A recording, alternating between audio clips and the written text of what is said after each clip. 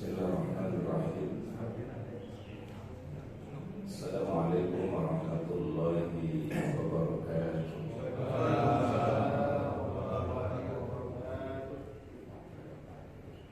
Innal hamdalillah nahmaduhu wa nasta'inuhu wa nastaghfiruh wa na'udzu billahi min shururi anfusina wa min sayyiati a'malina. May yahdihillahu fala mudilla lahu wa may yudlil fala hadiya lahu. Asyhadu an la ilaha illallah wahdahu la syarika lahu wa asyhadu anna Muhammadan abduhu wa rasuluhu la nabiyya ba'dah. Allahumma shalli wa sallim wa barik ala hadzal nabiyil karim nabiyyina Muhammad ibn Abdillah wa ala alihi wa ashabihi wa man tabi'ahu bi ihsanin ila yaumiddin, amma ba'du. Subhanaka la ilma lana illa ma 'allamtana innaka antal alimul hakim. Allahumma inni as'aluka ilman nafi'an wa rizqan thayyiban wa 'amalan mutaqabbalan. Subhanallah wa bihamdihi 'adada khalqihi wa ridha nafsihi wa zinata 'arsyihi wa midada kalimatihi. Allahumma anta rabbi la ilaha illa anta khalaqtani wa ana 'abduka wa ana 'ala ahdika wa wa'dika mastata'tu. A'udzu bika min syarri ma sana'tu, abu'u laka bi ni'matika 'alayya wa abu'u bi dzambi faghfir li fa innahu la yaghfiru dzunuba illa anta. Hadirin kaum muslimin jamaah salat subuh yang dirahmati Allah Subhanahu wa taala. Alhamdulillah, marilah senantiasa kita panjatkan puji dan syukur kepada Allah Subhanahu wa taala atas segala curahan rahmatnya, ridha-Nya kepada kita semua. Di pagi hari ini kembali kita bisa penuhi panggilan Allah Ta'ala melaksanakan salat subuh berjamaah. Mudah-mudahan Allah Subhanahu wa Ta'ala menjadikan sebagai asbabul maghfirah, sebab ampunan dari Allah Ta'ala, dijadikan langkah kita menjadi sebab diangkatnya derajat kita, dan mudah-mudahan menjadi saksi yang terbaik di hadapan Allah Subhanahu wa Ta'ala. Salawat dan salam kita sampaikan kepada uswah hasanah kita, teladan kita yang mulia, Rasulullah Muhammad sallallahu alaihi wasallam. Mudah-mudahan salawat dan salam kita untuk beliau kelak pada yaumul akhir kita mendapatkan syafa'atul uzma. Allahumma salli wa sallim ala nabiyyina Muhammad. Hadirin yang dirahmati Allah Subhanahu wa taala, ada satu amalan yang disunahkan oleh Nabi sallallahu alaihi wasallam yang menjadi salah satu kebiasaan beliau, yaitu mengamalkan ucapan la ilaha illa anta subhanaka inni kuntu minadh dhalimin. Ada beberapa riwayat yang sahih tentang fadilah dari kalimat ini, yaitu yang pertama adalah sebuah hadis di mana Rasul bersabda, man da'a bi da'wati dhinnun, barang siapa yang memohon berdoa kepada Allah dengan ucapan Nabi Yunus alaihi salam, la ilaha illa anta subhanaka inni kuntu minadh dhalimin, ja'alallahu min kulli hammin faraja wa min kulli dhiqin makhraja. Allah Ta'ala memberikan kemudahan ketika dia menghadapi kesulitan, dan Allah Ta'ala memberikan solusi yang terbaik ketika diberikan ujian atau musibah oleh Allah. Ini fadilah yang pertama dari doa la ilaha illa anta subhanaka inni kuntu minadh dhalimin. Di dalam riwayat yang lain, fadilah yang kedua ini rupanya doa disunahkan dibaca oleh Nabi ketika orang dalam keadaan sakit. Disunahkan dibaca sebanyak arba'ina marratan. Arba'in itu berapa? 40 kali dibaca. Ya, dalam hadis sahih baginda Rasul bersabda, barang siapa yang Allah Ta'ala berikan ujian berupa sakit, lalu ia berdoa kepada Allah, yaitu dengan dengan ucapan la ilaha illa anta subhanaka inni kuntu minaz zalimin sebanyak 40 kali. Kalau Allah Ta'ala memberikan kesembuhan dari sakit itu, maka Allah Ta'ala mengampuni dosa-dosanya. Dan apabila dia meninggal dunia karena ujian sakit itu, kata Rasul, maka Allah Ta'ala memberikan pahala setara dengan orang yang meninggal dunia dalam keadaan syahid. Ini fadilah dari kalimat la ilaha illa anta subhanaka inni kuntu minaz zalimin.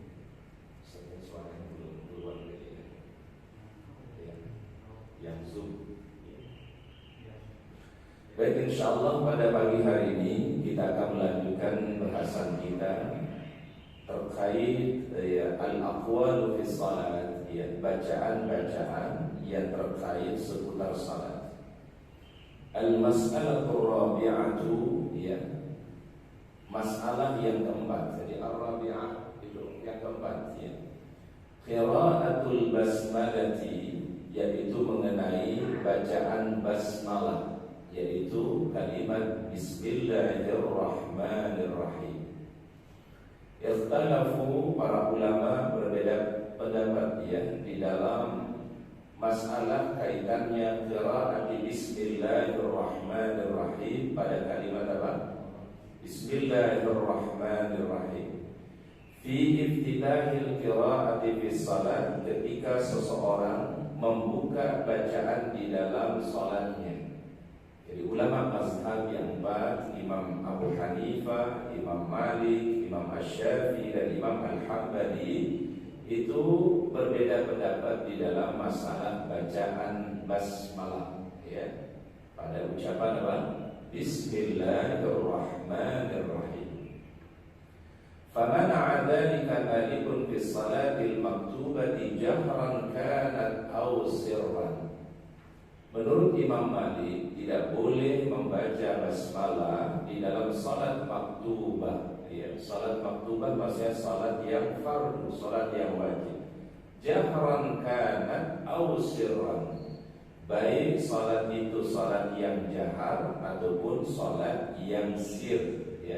Salat jahar berarti adalah salat subuh, salat maghrib dan salat isya. Salat sir berarti salat zuhur dan salat asar.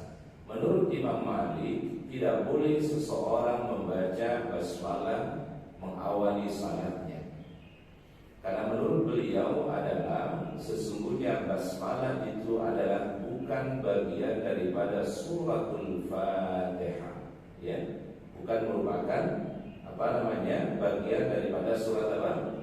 Al-Fatihah. Ini menurut Imam Malik. Wa ajadzalika fi nafilati, tapi beliau membolehkan pada salat nafilah. Salat nafilah berarti salat apa? Salat sunnah, qabliyah, ba'diyah, duha, qiyamul lail, witir, boleh membaca basmalah. Tapi di dalam salat wajib beliau tidak membolehkan bacaan bismillah di dalam salat. Ini mazhabnya siapa tadi? Imam Malik.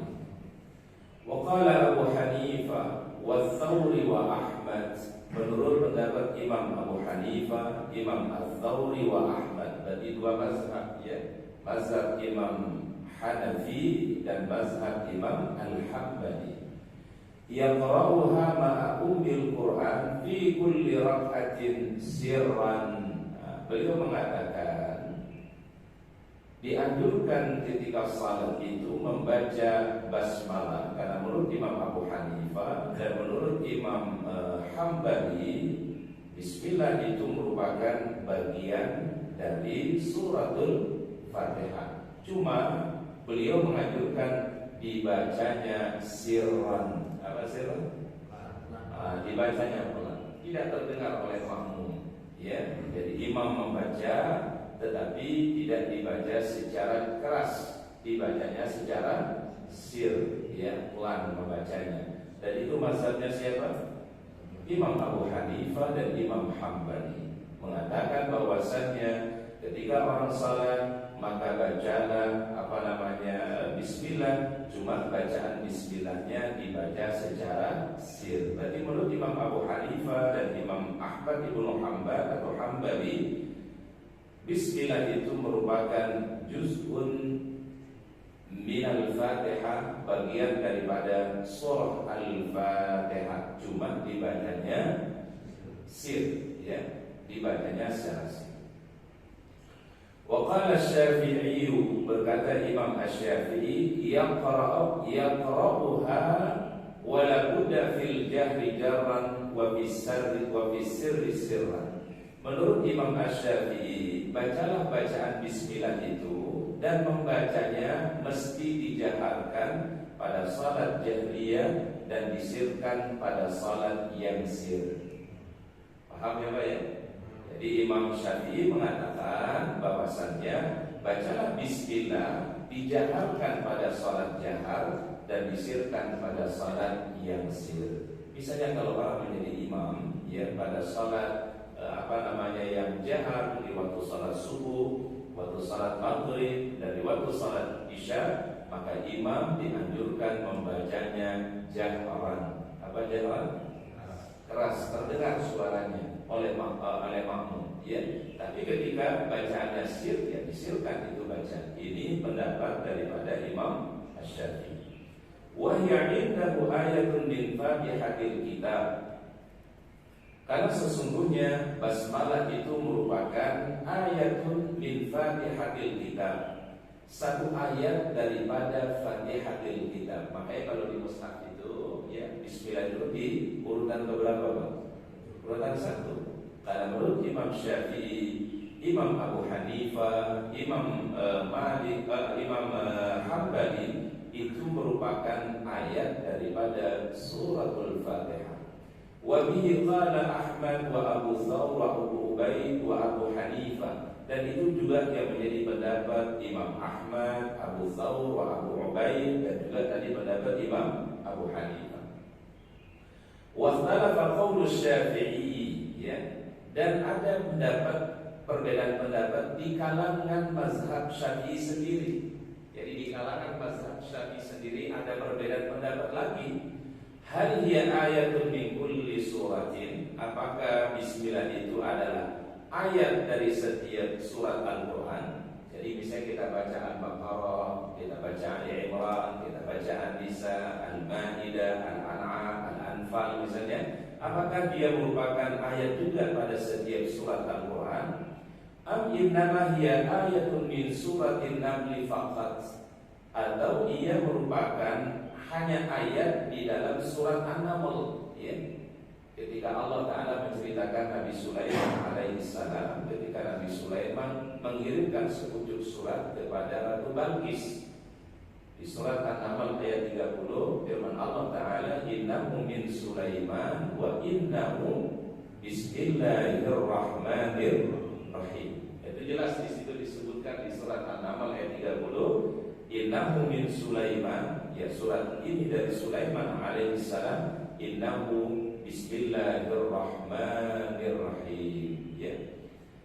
Wa min Fatihatil Kitab, ya, apakah bismillah itu adalah ayat di dalam surat An-Naml dan juga di surat Al-Fatihah. Faruya anhu al-qaulani jami'an. Dua pendapat itu adalah diriwayatkan di dalam mazhab Imam Asy-Syafi'i. Jadi menurut Imam Asy-Syafi'i, ayat Bismillahirrahmanirrahim itu menjadi bagian ayat dari semua surat Al-Quran, kecuali surat apa? Kecuali surat At-Taubah. Ya, di situ tidak diawali dengan apa? Bismillahirrahmanirrahim. Kemudian pendapat yang kedua tadi dalam mazhab Imam Syafi'i sendiri, ya, kalau di awal surat itu bukan merupakan bagian daripada ayat, tetapi di dalam surat An-Naml ayat 30 dia merupakan bagian daripada ayat, ya. Dan dua riwayat ini bersumber dari mazhab Imam Asy-Syafi'i, ya. Jadi di dalam mazhab Imam Syafi'i sendiri terjadi apa Pak? Perbedaan mengenai bismillah, apakah dia ayat dalam setiap surat atau hanya pembuka di dalam surat. Itu ada dua versi pendapat di dalam kalangan mazhab Imam Asy-Syafi'i. Ada yang mengatakan mazhab pertama tadi di dalam mazhab Imam Imam Syafi'i, bismillah itu menjadi ayat di dalam setiap apa?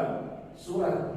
Tapi mazhab yang kedua atau pendapat yang kedua adalah mazhab Imam Syafi'i, bismillah itu adalah ayat di dalam surat An-Naml, tetapi kalau di selain surat An-Naml ia hanya pembuka dari surat-surat yang ada. Jadi hanya pemula saja. Makanya kalau kita baca Al-Quran, biasanya kita baca dua kata ya.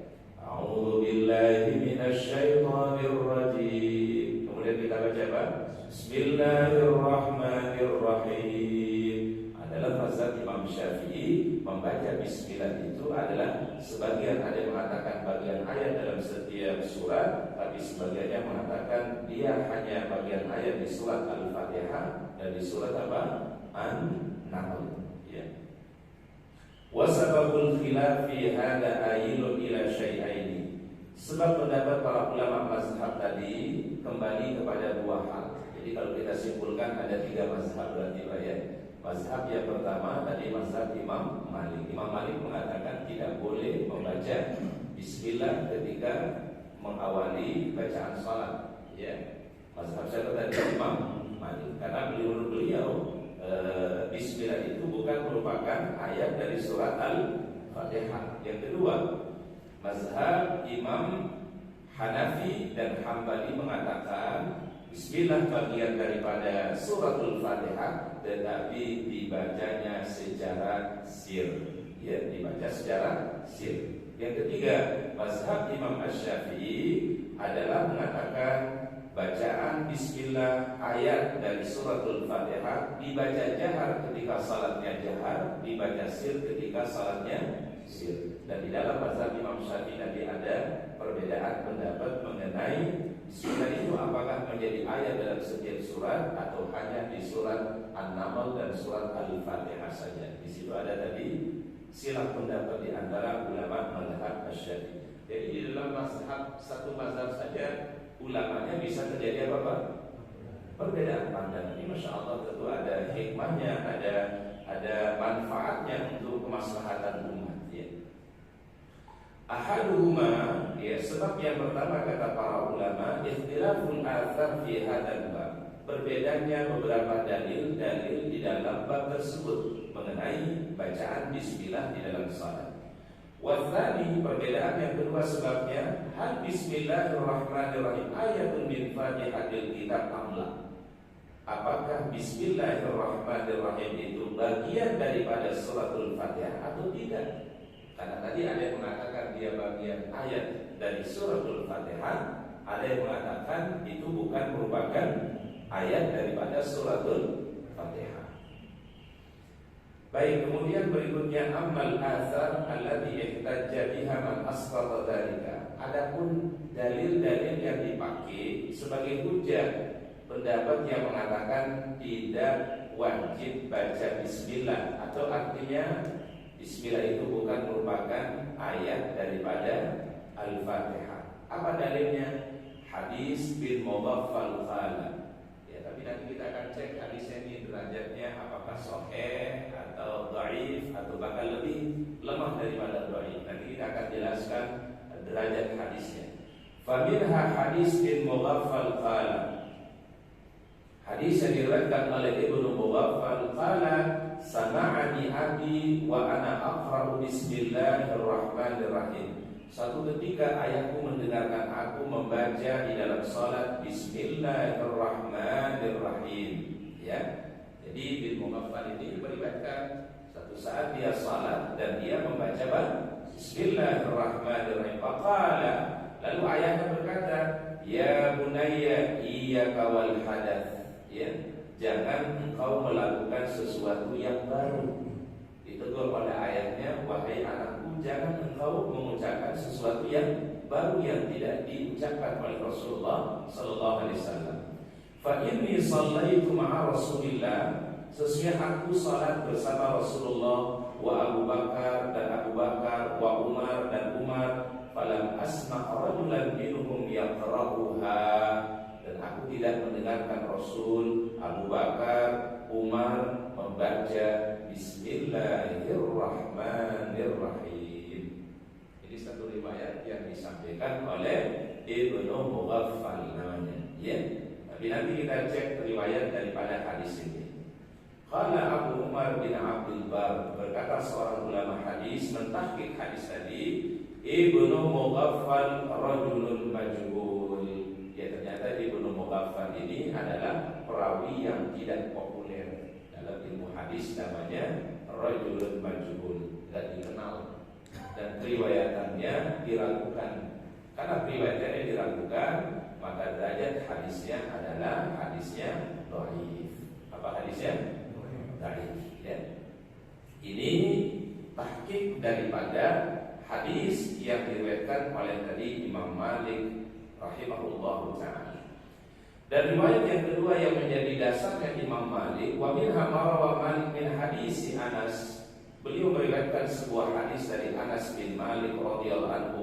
Qala kuntu wara'a Abi Bakr wa Umar wa Utsman radhiyallahu anhum. Kata Anas bin Malik, aku pernah salat di belakang Abu Bakar, di belakang Umar, di belakang Utsman radhiyallahu anhum. Semoga Allah meridai seluruh para sahabat Nabi. Jadi kalau sahabat Nabi itu di belakang namanya dianjurkan untuk kita ucapkan apa?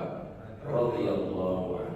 Misalnya Abu Bakar radhiyallahu anhu, Umar radhiyallahu anhu, Utsman radhiyallahu anhu, dan seterusnya sahabat-sahabat Nabi SAW di belakang namanya adalah radhiyallahu anhu. Dan ini ciri daripada Ahlus Sunnah wal Jamaah. Ya. Dan ini ada dasarnya para jamaah di surat At-Taubah ayat yang ke-100. Wasabiqunal awwaluna minal muhajirin wal ansar wallazina tabauhum bi ihsan radhiyallahu anhum wa radu an. Orang-orang yang terdahulu memeluk Islam dari kalangan muhajirin, kalangan ansar, dan yang mengikuti mereka dengan sebaik-baiknya, maka radhiyallahu anhum, Allah ridha kepada mereka dan mereka pun juga ridha kepada Allah. Dan sahabat itu Pak, keutamaan mereka sesuai dengan urutan yang disampaikan oleh baginda Rasul. Ketika ada seorang sahabat bertanya, ya Rasulullah, siapakah sahabat yang paling terbaik? Maka beliau ucapkan Abu Bakrin wa Umar wa Utsman wa Ali. Itu yang kemudian jadi bacaan ya di setiap khutbah Jumat. Betul ya Pak ya?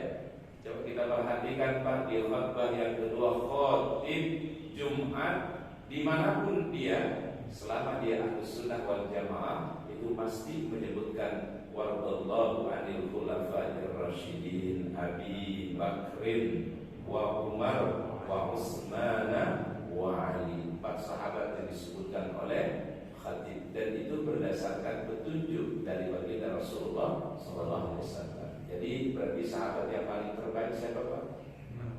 Kalau kita berdasarkan urutan tadi, Abu Bakrin, Abu Bakar. Yang kedua siapa? Umar. Yang ketiga Utsman. Yang keempat Ali bin Abi Thalib. Baru kemudian sahabat-sahabat yang lainnya, ada namanya Al-Asyara Al-Mubasysyirin bil Jannah, ya 10 sahabat yang dijamin masuk surga.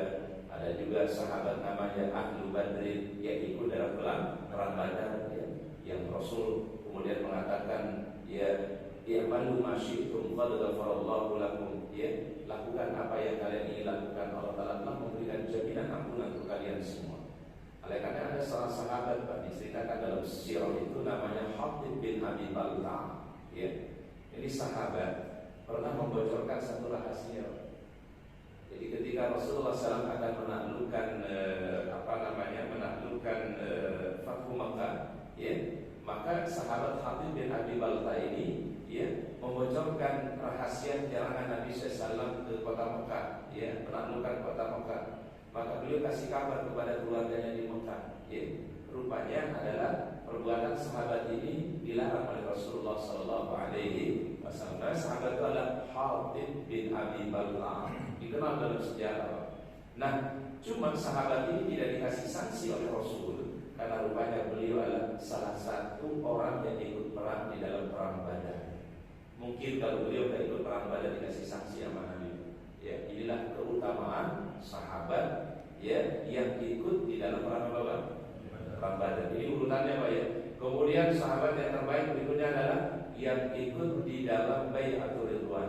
Ya, siapa mereka? Sahabat-sahabat yang saat itu ikut berumrah bersama Nabi, ya, di satu lokasi sebelum memasuki Mekah, namanya yaitu Hudaybiyah. Ya, namanya apa? Hudaybiyah. Ya, biasanya kalau jamaah haji atau jamaah umrah, ya, biasanya kalau di Mekah itu bisa ngambil miqatnya di beberapa lokasi, ya. Bisa di Tanaim, bisa di Qiranah, bisa di Hudaybiyah. Hudaybiyah ini dulu ada peristiwa di situ, Pak. Peristiwanya adalah ya Rasul sudah pakai pakaian ihram mau masuk ke Masjidil Haram, ke kota Mekah. Rupanya sampai di Hudaybiyah dilarang. Ya, nggak boleh memasuki Masjidil Haram untuk menunaikan ibadah umrah. Maka saat itu terjadi negosiasi, Pak. Ya, negosiasi antara kaum muslimin dengan pihak kafir Quraisy. Yang diutus menjadi negosiator itu adalah menantu Rasulullah, namanya Utsman bin Affan. Yang diutus oleh Nabi Shallallahu Alaihi Wasallam ke Mekah untuk coba bernegosiasi biar bisa memasuki Masjidil Haram, karena sudah pakai pakaian ihram, orang sudah berniat labbaik Allahumma umrah. Konsekuensinya adalah kalau orang sudah berniat untuk umrah maka wajib dituntaskan. Kalau tidak dituntaskan maka diganti dengan membayar dam. Nah, akhirnya tersebarlah satu isu Utsman bin Affan terbunuh di Mekah. Akhirnya Rasulullah SAW dan para sahabat melakukan satu baiat sumpah setia, ya, supaya membela Allah Taala dan Rasulnya. Nah, peristiwa itu disebut dengan baiatul ridwan.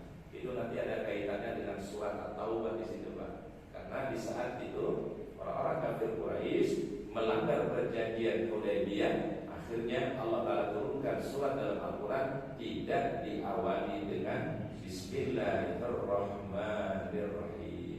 Ya, karena perjanjian Hudaybiyah itu mereka nggak mau tulis pakai Bismillah. Ketika Ali menulis Bismillahirrahmanirrahim bin Muhammad Rasulullah, disuruh hapus.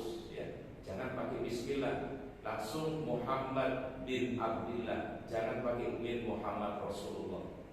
Tapi ya, Ali bin Abi Thalib dan Rasul ikut saja kemauannya orang-orang kafir Quraisy. Nabi Sallallahu Alaihi Wasallam pulang ke Madinah tanpa menunaikan ibadah umroh. Makanya mereka melakukan penyembelihan kurban namanya dam. Ya, apa namanya, Pak? Dam. Karena orang kalau sudah berniat lalu di tengah perjalanan rupanya dia menggagalkan niat haji atau umrohnya, maka mesti diganti dengan membayar dam. Ya. Dan itu apa? Menyembelih hewan kurban, ya. Itu biasa istilahkan itu ada di mana, Pak? Di haji atau di umrah. Ya, baik. Jadi ini diriwayatkan tadi oleh Anas bin Malik, aku pernah salat di belakang Abu Bakar, Umar, wa Utsman radhiyallahu anhu. Fa kulluhum kana la yaqra'u bismillah idza tataqas salat. Mereka semua tidak membaca bismillah ketika mengawali salat. Ini yang dipakai dalil yang kedua oleh siapa? Oleh Imam Malik, ya. Qala Abu Umar, berkata Abu Umar, wa fi ba'd riwayat, sebagian riwayat annahu qala khalfan Nabi sallallahu alaihi wasallam fa kana la yaqra'u bismillahirrahmanirrahim. Beliau pernah salat di belakang Nabi, tetapi beliau tidak membaca apa? Bismillahirrahmanirrahim. Qala Abu Umar, berkata Abu Umar, illa anna ahlal hadis qalu, ya.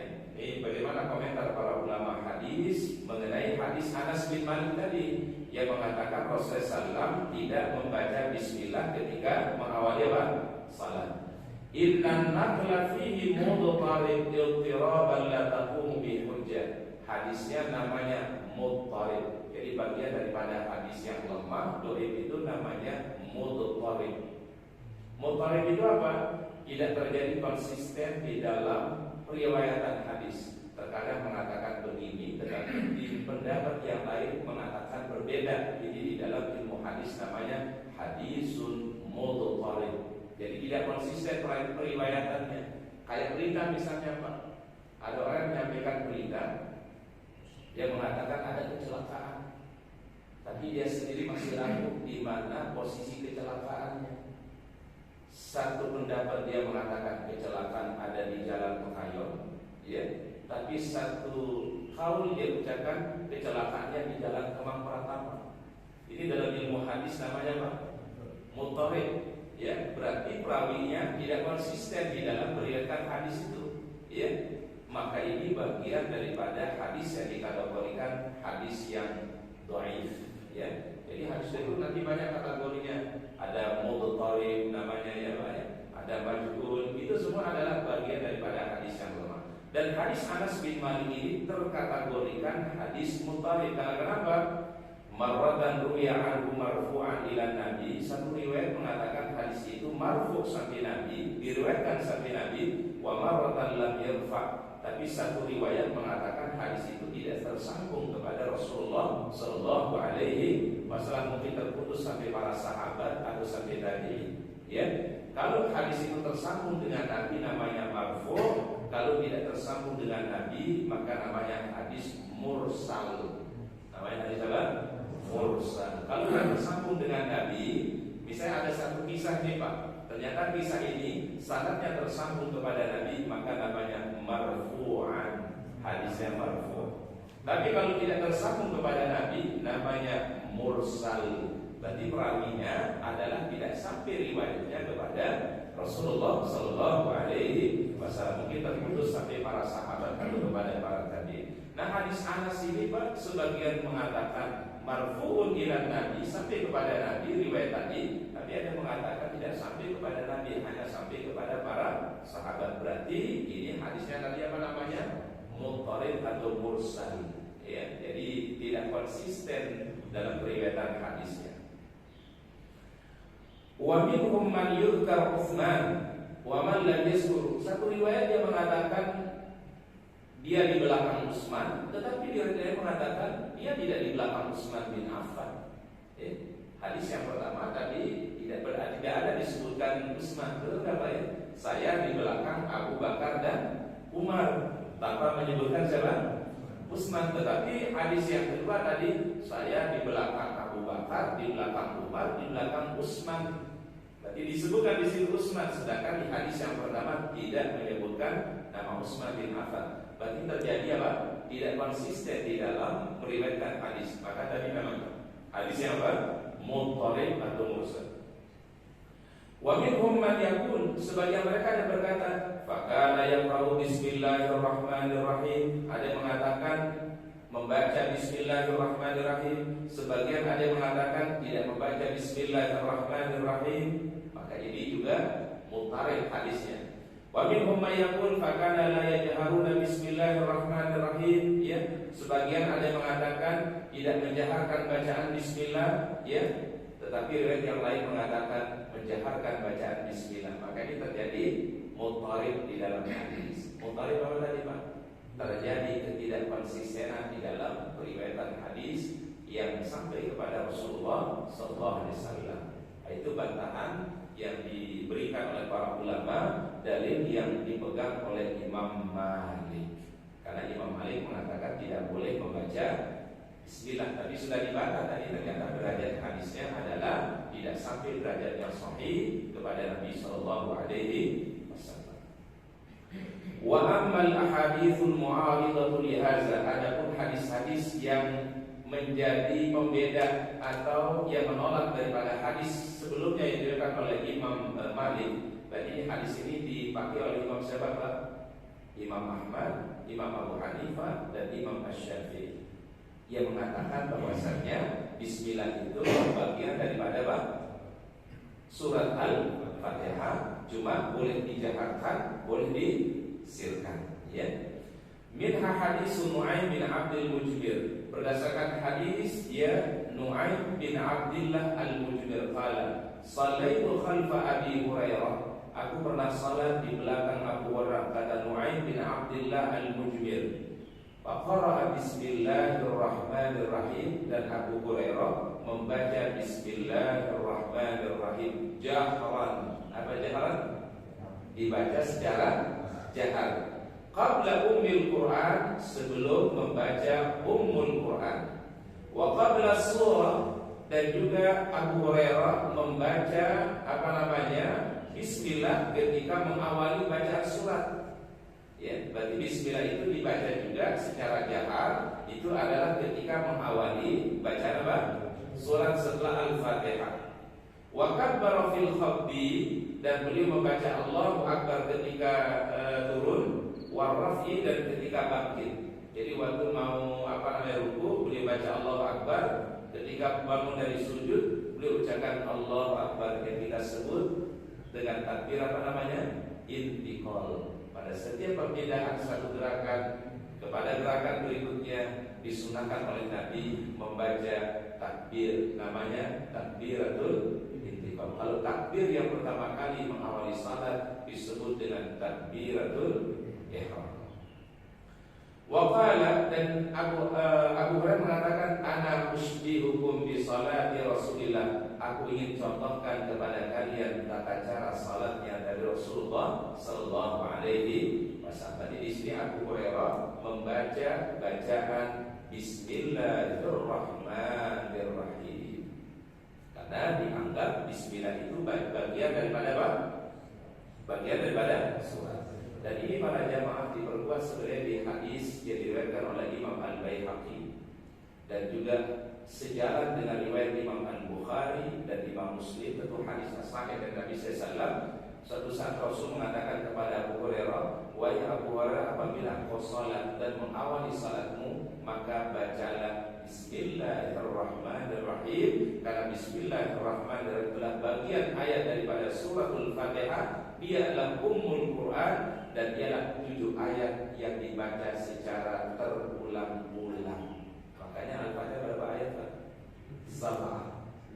Sab'atun minal masani. Ini penguat yang luar biasa dari Imam Al-Baihaqi, daripada Imam Al-Bukhari, dan juga daripada Imam Muslim, bahwasannya Bismillah adalah bagian ayat daripada suratul Fatihah. Hadisnya tadi apa? Sahih dari Nabi sallallahu alaihi wasallam. Wa min hadis Ibnu Abbas, dan yang dijadikan pegangan oleh Imam Syafi'i, oleh Imam Abu Hanifah, oleh Imam Hambali, hadis Ibnu Abbas, anna Nabi sallallahu alaihi wasallam kana yajharu Bismillahirrahmanirrahim, adalah Nabi sallallahu alaihi wasallam menjaharkan bacaan apa? Bismillahirrahmanirrahim. Wa min hadis Ummu Salamah, dan juga hadis Ummu Salamah radhiyallahu anha qalat, kana Rasulullah yaqra'u Bismillahirrahmanirrahim, alhamdulillahi rabbil alamin. Ya, beliau membaca Bismillahirrahmanirrahim, kemudian alhamdulillahi rabbil alamin. Maka dipahami Bismillah bagian daripada apa? Surah Al-Fatihah. Nah, para jamaah, ini kita perlu pahami, kalau dia itu adalah dikatakan Bismillah adalah bagian daripada ayat dari surah Al-Fatihah, mohon diperhatikan Pak pada bacaan siratal ladzina an'amta 'alaihim. Kalau bisa jangan waqaf, lebih bagus jangan waqaf, disambung. Ya. Seperti tadi lah Ustaz kita membaca siratal ladzina an'amta 'alaihim, jangan waqaf. Siratal ladzina an'amta 'alaihim ghairil maghdubi 'alaihim waladdallin. Jadi supaya konsisten menjadi 7 ayat. Ya Pak ya. Karena nanti kalau diwakaf kesannya seakan-akan siratal ladzina an'amta 'alaihim, lalu kita baru sambung ghairil maghdubi 'alaihim waladdallin, seakan-akan Pak terkesan dua ayat. Jadi alhamdulillah Ustaz kita sudah mencontohkan. Jadi pada bacaan siratal ladzina an'amta 'alaihim ghairil maghdubi 'alaihim waladdallin, jadi jangan diwakafkan pada siratal ladzina an'amta 'alaihim, tapi wasal supaya konsisten menjadi berapa? Menjadi 7 ayat.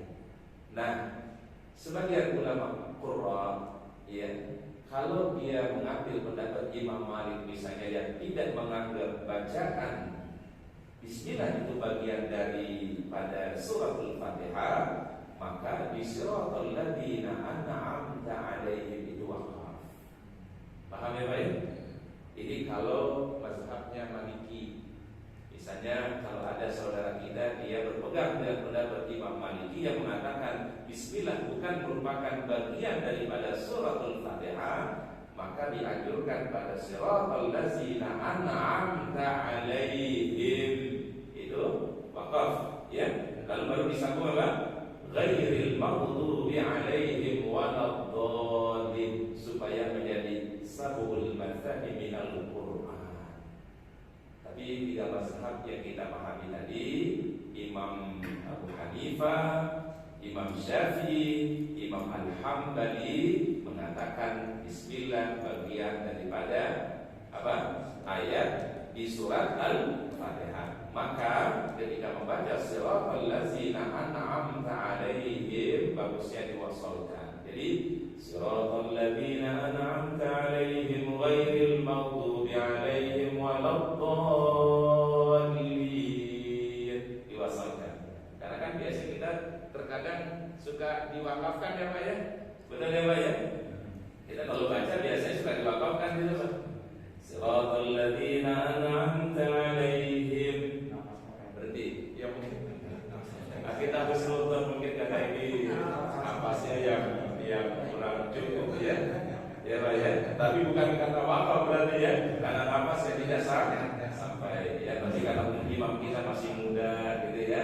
Yang mudah tuh siratal ladzina an'amta 'alaihim ghairil maghdubi 'alaihim waladdallin. Tapi mungkin karena faktor uban ya Pak ya. Belum sampai. Ya, belum sampai. Dan napasnya juga belum sampai. Ya, jadi diberhentikan ya Pak. Siratal ladzina an'amta 'alaihim ghairil maghdubi 'alaihim waladdallin. Kalau dari segi makna sih memang tidak berubah.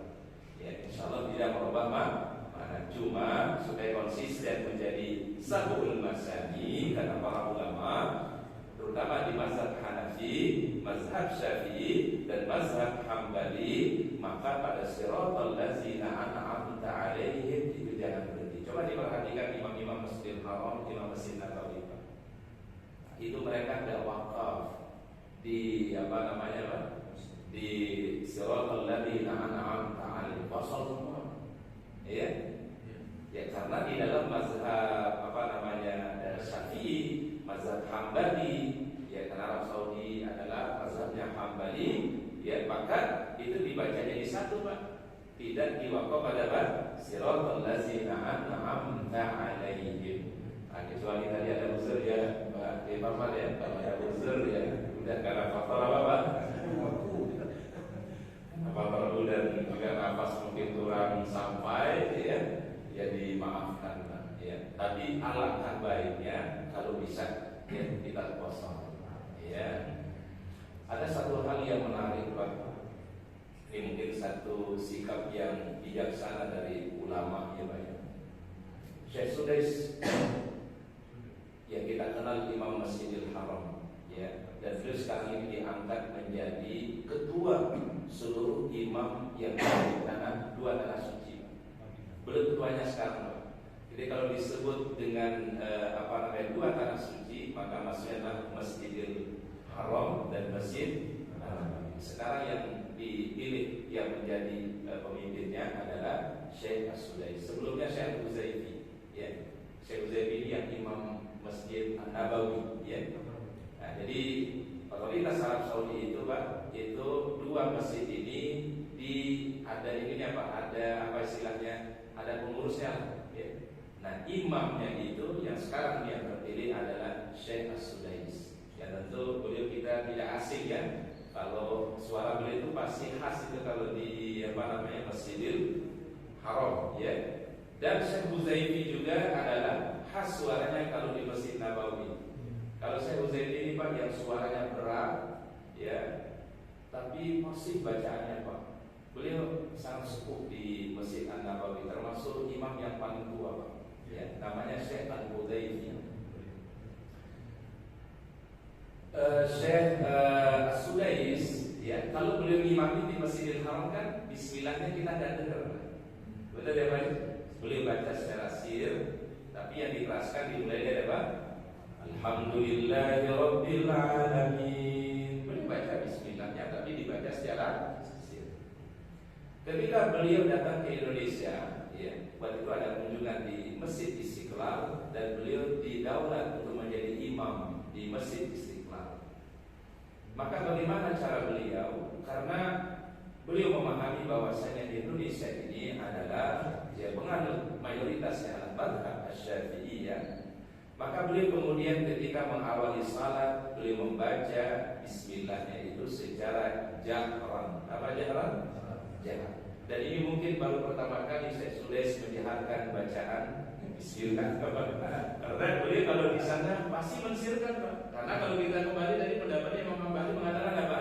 Membaca bismillah tetapi sir. Tadi ketika beliau di Istiqlal, beliau membacanya apa? Jahran. Jadi begitu yang dicontohkan oleh para ulama, ya. Jadi, tapi kalau beliau balik di di Makkah ya sir beliau baca, ya. Dan beliau tidak membaca secara ya. Dan ini keduanya sebagai pilihan yang diberikan oleh para ulama, boleh menjaharkan dan juga boleh disirkan. Tapi pendapatnya sama sebenarnya, Pak. Bismillah bagian daripada apa, Pak? Al-Fatihah. Kita lihat kesamaannya, Pak. Cuma yang berbeda adalah menjaharkan atau mensirkan. Wasabab as-sani, dan sebab yang kedua kama kunna huwa hal bismillahirrahmanirrahim ayatun min ummil kitab wahda. Apakah bismillahirrahmanirrahim itu ayat ya dari surat Al-Fatihah hanya itu saja, amin kulli suratin, atau semua surat di Al-Baqarah, di Ali Imran, di An-Nisa, Al-Maidah, Al-An'am, Al-Anfal dan seterusnya, apakah dia juga merupakan bagian daripada ayat? Am laysat ayatun min ummil kitab wala min kulli surah? Atau dia juga bukan merupakan ayat dari ummul kitab, Al-Fatihah, dan juga bukan merupakan ayat dari setiap surat. Yang disepakati cuma satu, Pak, yang disepakati oleh para ulama mazhab di surat An-Naml. Surat apa tadi, Pak? An-Naml. Itu sepakat para ulama, Pak. Imam Abu Hanifah, Imam Malik, Imam Syafi'i, Imam Ghazali mengatakan di surat An-Naml itu merupakan bagian daripada Al-Quran, bagian daripada surat Innahu min Sulaiman wa innahu bismillahirrahmanirrahim. Mari kita perhatikan, Pak, apa konsekuensi perbedaan tadi. Faman ro'a annaha ayatan min ummil kitab, barang siapa yang berpendapat bahwasanya bismillah itu ayat daripada suratul Fatihah, au jaba qiraatiha, maka wajib dibaca. Enggak boleh enggak dibaca, ya. Tapi cara bacanya boleh dua. Boleh jahar, boleh.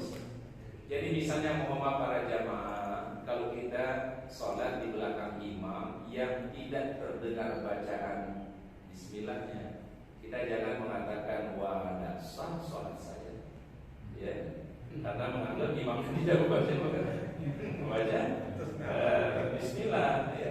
Karena ada kejadian, Pak, jamaah umroh sholat di Masjidil Haram. Karena imam yang di Masjidil Haram itu tidak mengeraskan bacaan Pak? Bacaan bismillah, akhirnya di hotel dia qada sholat, Pak. Dia anggap ini sholat kita di sini tidak sah karena imamnya tidak menjaharkan bacaan bismillah. Ini tentu adalah tidak luas di dalam pemahaman, ya. Atau misalnya di sholat subuh di sana nggak pakai kunut, betul nggak, Pak? Baik di Masjidil Haram ataupun di Masjid Nabawi. Karena itu adalah pendapat yang dipakai oleh Imam Ahmad dan Imam Abu Hanifah, tidak melakukan kunut di waktu subuh.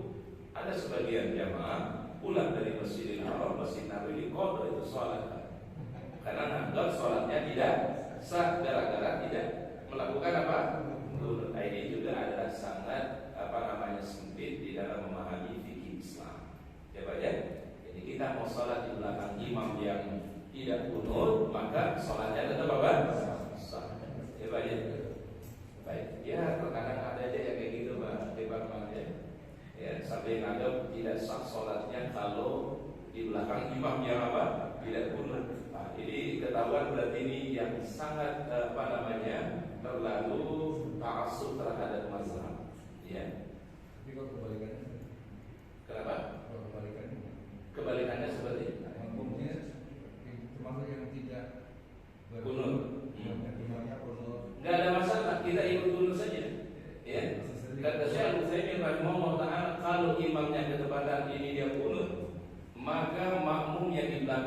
adalah melakukan kunut. Beliau pakai dalil kata innama ju'ilal imamu liyutamma bihi. Padahal Syekh Utsaimin itu mazhabnya adalah Hambali.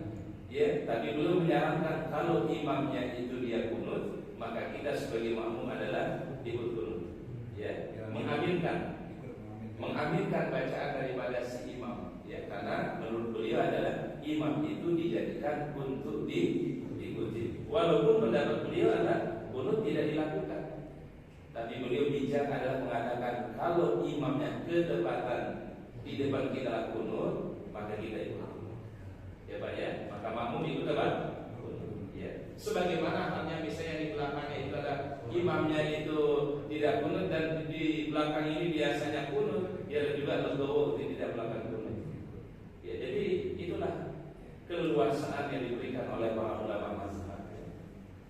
Jadi sebenarnya kalau kita belajar kayak gini, jadi kita paham gitu. Oh, ternyata ada petunjuknya, ada riwayatnya dari para ulama bersumber dari Rasulullah Sallallahu Alaihi Wasallam.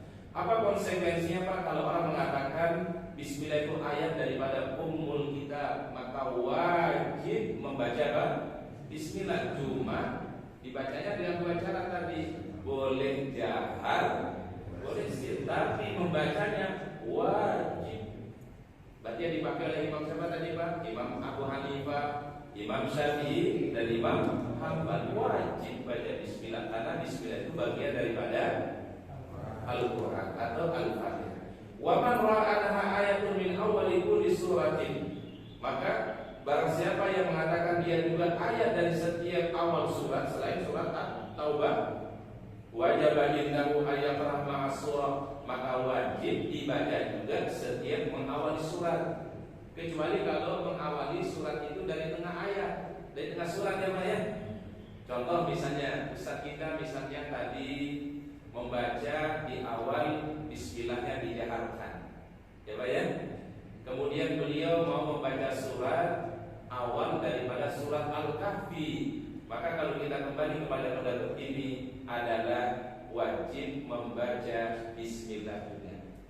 Kecuali kalau di tengah surat, misalnya dia kutip surat Al-Kahfi di ayat yang ke-90, maka kata para ulama cukup ta'awuz saja, a'udzubillahi minasyaitonirrajim, dan tidak dibaca Bismillahirrahmanirrahim, karena Bismillah itu hanya berlaku di awal surat.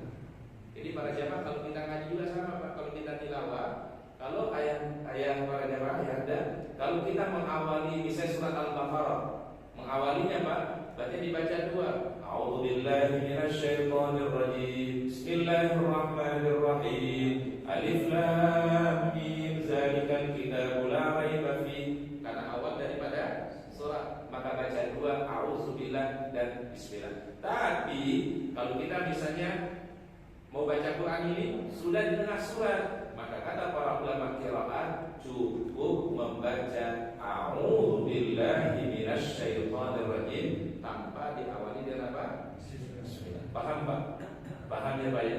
Tapi terkadang karena sudah kebiasaan di tengah surat pun juga masih membaca Bismillah. Kita husnudzon aja, oh ini berarti dia biasa membaca basmalah, jadi keikutan juga walaupun di tengah surat.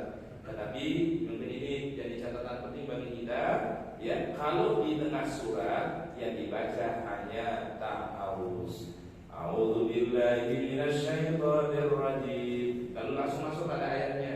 Misalnya di pertengahan ayat, ya, misalnya al-malu wal banuna zinatul hayatid dunya, karena dia di tengah-tengah surat tuh Pak, bukan di awal surat, maka yang dibaca hanya a'udzubillahi minasyaitonirrajim. Paham Pak? Tapi kalau di awal surat yang dibaca berapa Pak? Dua. A'udzubillahi minasyaitonirrajim, dan yang dibaca adalah Bismillahirrahmanirrahim setiap awal daripada surat Al-Quran, kecuali surat apa Pak? At-Taubah atau Al-Baqarah tidak dianjurkan membaca. Baik, misalnya ada orang yang apa namanya Pak, dia misalnya mau baca dua surat dalam satu rakaat, ya Pak ya. Misalnya dia sambung kayak di witir misalnya Pak ya, dia sambung antara qul huwallah, qul a'udzu birabbil falaq, qul a'udzu birabbin nas, ya. Karena dia di awal surat tetap dianjurkan baca bismillah. Tapi pilihannya boleh dijaharkan, boleh disirkan. Paham ya Pak? Ustaz ulangi sekali lagi. Kalau menyambung satu satu surat dengan surat yang lain, tetap dianjurkan membaca pada di bismillah. Tapi pilihannya boleh dua, boleh dijaharkan. Bismillahirrahmanirrahim. Sudah selesai bisa berdoa langsung Bismillahirrahmanirrahim. Qul a'udzu birabbil falaq, dijaharkan. Setelah selesai Al-Falaq, sambung lagi dengan apa? An-Nas. Bismillahnya boleh dijaharkan. Bismillahirrahmanirrahim. Qul a'udzu birabbin nas. Tapi juga boleh disirkan. Kan sebagian imam kita kayak gitu ya. Baca qul huwallahu ahad selesai. Kemudian saya itu ada jeda. Imam membaca bismillah tapi disirkan, baru beliau teraskan qul a'udzu birabbil falaq. Selesai qul a'udzu birabbil falaq, berhenti lagi, dikasih jeda lagi, dia baca bismillah tetapi sir. Apa sir? Dibaca pelan. Beliau baca qul a'udzu birabbin nas. Karena setiap surat dari awal surat itu adalah diwajibkan membaca bismillah. Bagi yang mengatakan bismillah itu bagian daripada awal daripada setiap surat di dalam Al-Quran. Wa hadhil mas'alati qad kasrat al-ikhtilaf fiha wal mas'alatu muhtamalah. Ya, ini banyak terjadi pandangan pendapat di antara para ulama masalah. Walakin man ajaba mawaqi' al-mas'alah yakun rubbama ikhtab bismillah ayat mimma fi suratin Naml. Ya. Jadi ada perbedaan pandangan juga, apakah bismillah itu merupakan ayat selain daripada surat An-Naml, ya. Tadi di surat Al-Baqarah, Ali Imran, An-Nisa dan seterusnya, apakah dia juga bagian ayat daripada surat itu? Am innama hiya ayatun min surat An-Naml faqat, atau hanya dia menjadi ayat dari surat An-Naml, ya. Wa yahqawna 'ala jihati rad 'ala Syafi'i. Ini ada satu pandangan yang mengatakan ya membantah pendapat Imam Syafi'i. Jadi para ulama dulu biasa saling saling bantah pendapat mereka, ya. Anna law kanat minal Qur'an fi ghairi suratin Nabi. Kalau sekiranya seperti pendapat Imam Syafi'i, kalau sekiranya bismillah itu bagian daripada surat, ya, selain daripada surat An-Naml juga, la bayyana proses salat pasti akan dijelaskan oleh Nabi sallallahu alaihi wasallam. Tentu ini adalah ulama yang sependapat dengan Imam Malik, karena Imam Malik mengatakan ya bismillah itu bukan merupakan apa? Surat, bagian dari surat. Ya, ini membantah pendapat Imam Asy-Syafi'i. Hadzal ladzi qalahu al-qadhi, inilah yang menjadi pendapat daripada Al-Qadhi Iyad. Kalau disebut Al-Qadhi itu berarti Qadhi Iyad namanya. Fi raddi 'ala Asy-Syafi'i, ketika membantah pendapat Imam Asy-Syafi'i. Karena Imam Syafi'i mengatakan bismillah itu bagian daripada ayat daripada suratul Fatihah. Berarti Qadhiyah ini Pak sejalan dengan pendapat Imam siapa? Imam Malik. Imam Malik mengatakan bismillah bukan merupakan bagian daripada ayat di surat Al-Fatihah. Kemudian berikutnya wazanna annahu qati wa amma Abu Hamid. Adapun Abu Hamid fantasara li hadza bi aqal illa kanat min ghairi Qur'an la waja'ala ayyubayyin zalika. Kalau itu juga bukan merupakan bagian Al-Quran, pasti Rasulullah SAW juga akan jelaskan. Dibantah juga oleh Abu Hamid, ya, tentang Abu Qadi tadi yang membantah Imam Asy-Syafi'i. Wa hadza kulluhu takhabbut wa syai'un ghairu mafhum. Tadi adalah sebuah perbedaan yang ada riwayatnya bersumber dari para sahabat Nabi sallallahu alaihi wasallam. Baik, wallahu a'lam bishawab. Mungkin itu yang bisa kita kaji pada pertemuan hari ini. Ya, ada beberapa hal tadi yang dijelaskan oleh para ulama terkait mengenai bismillah di dalam sholat. Ada yang menjaharkan, ada yang mensirkan, bahkan ada yang mengatakan bismillah itu bukan bagian daripada Al-Fatihah. Ini dari pendapatnya Imam Malik, ya. Kita hormati pandangan beliau, ya. Tetapi yang dikuat tentu dalilnya adalah yang dipegang oleh Imam Syafi'i, Imam Hambali dan Imam Abu Hanifah. Ya. Baik, silakan Pak. Ada dua pertanyaan. Yang pertama, sebelum ini mungkin saya dulu yang larang kita mungkin ngantuk, ya. Sholat kan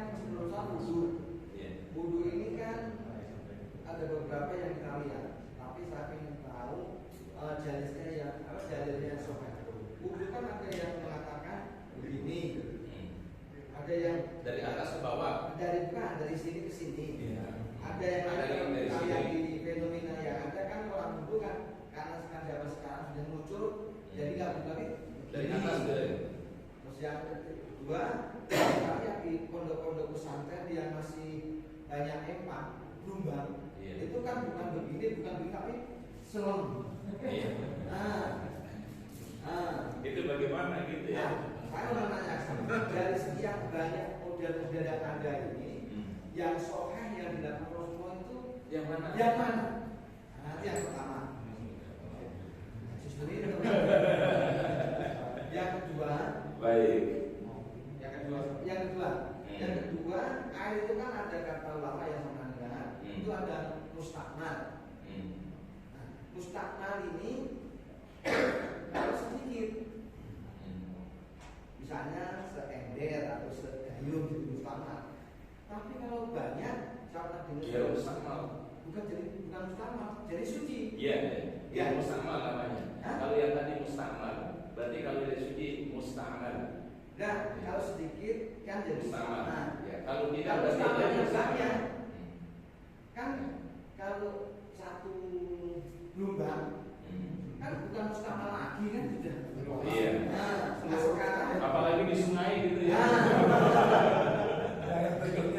Nah sekarang yang mustakmal sedikit-sedikit dikumpulkan jadi banyak, jadi suci. Bagaimana gitu? Itu betul apa enggak itu kan? Baik. Ya cukup dulu aja. Baik, wallahu a'lam bishawab. Yang pasti para jamaah, menurut para ulama mazhab yang 4 yang kita bahas, ya. Jadi di situ ada perbedaan para ulama antara Imam Abu Hanifah dengan 3 mazhab yang lain-lain. Yang pernah kita bahas, Imam Abu Hanifah itu adalah yang penting basuhan sampai sini saja. Ya, kalau sudah mengenai siku itu sudah sah. Betul ya Pak ya? Karena ila maknanya sudah sampai. Tapi mazhab yang lain, Imam Syafi'i, Imam Imam Malik, Imam Hambali mengatakan alangkah baiknya melebihi daripada siku. Betul ya Pak ya? Bahkan Imam Syafi'i menganjurkan sampai mendekati apa? Ketiak, seperti yang dikatakan oleh Rasulullah SAW.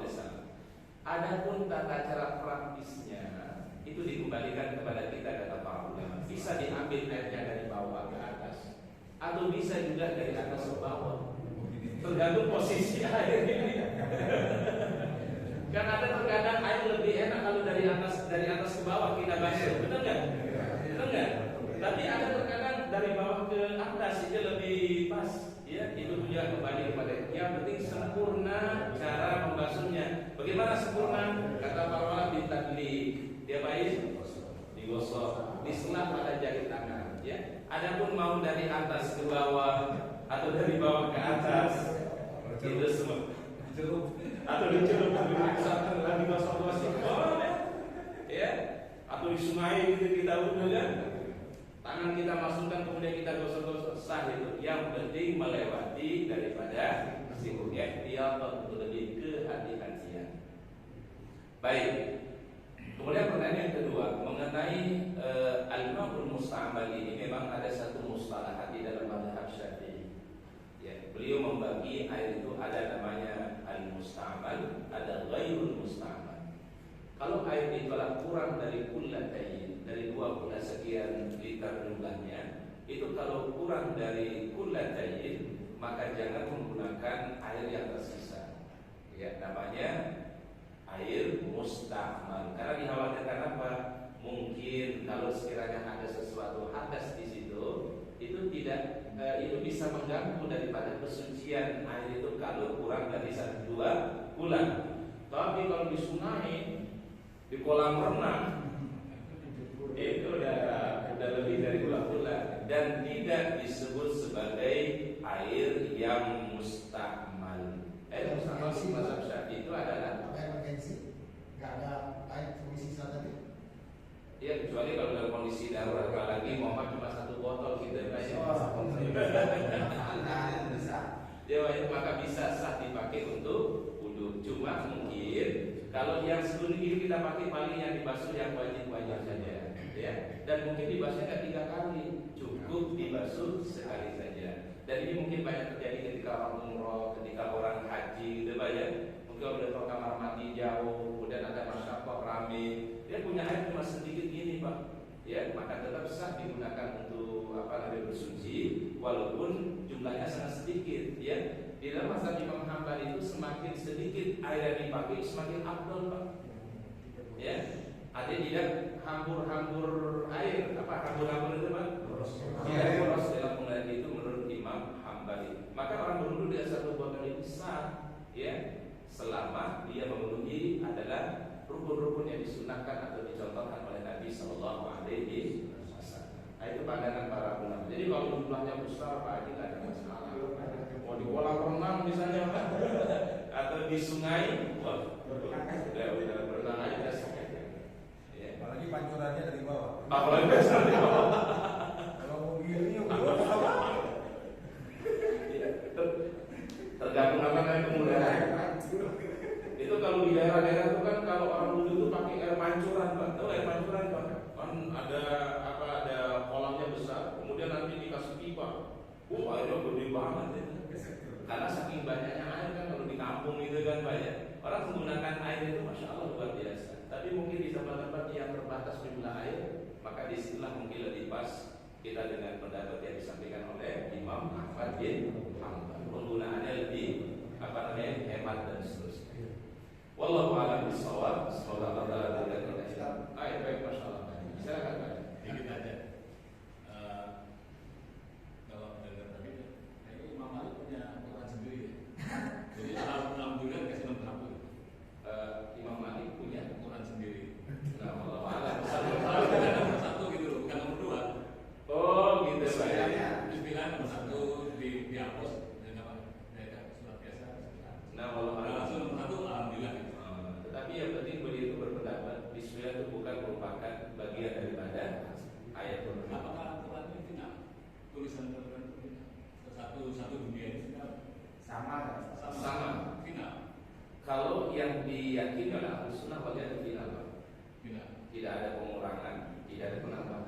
Ada penomoran. Semuanya sama mau baik di Imam Nawawi maupun Kalau di Ahlus Sunnah saya baca di sini finalnya Bismillah nomor satu kalau di nama PKN.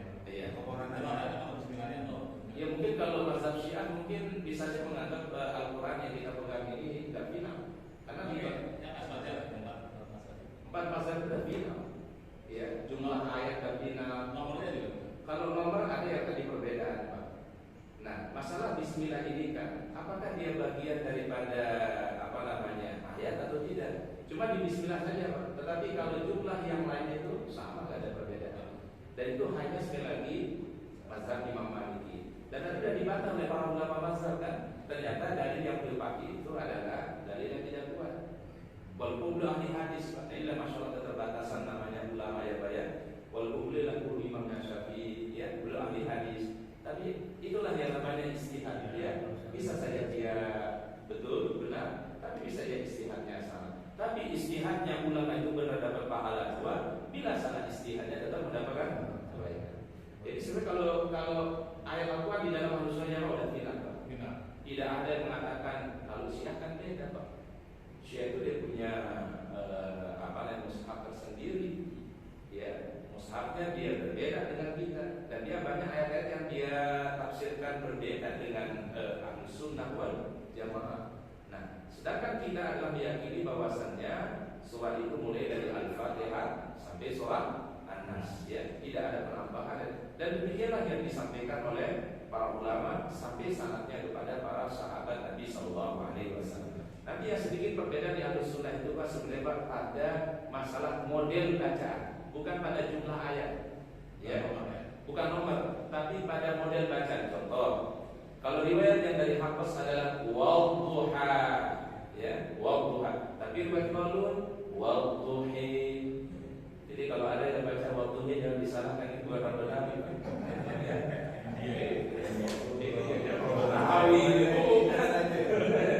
Walaili idza sajid, jangan sajid bacaannya mas sajid bukan saja sajid. Ma wadda'a rabbuka wa ma qalil wal akhirati wal uli. Ya, ini bukan orang Rasulullah SAW. Nanti kalau Bapak misalnya ke negara Aljazair, Maroko, Tunisia, itu Imam Maghrib, negara Maghrib namanya, itu bacaannya pasti kita akan banyak mendengar hal-hal yang baru. Siratal ladzina an'amta 'alaihim ghairil maghdubi 'alaihim waladdallin. Kalau kita kan Siratal ladzina an'amta 'alaihim ghairil maghdubi 'alaihim.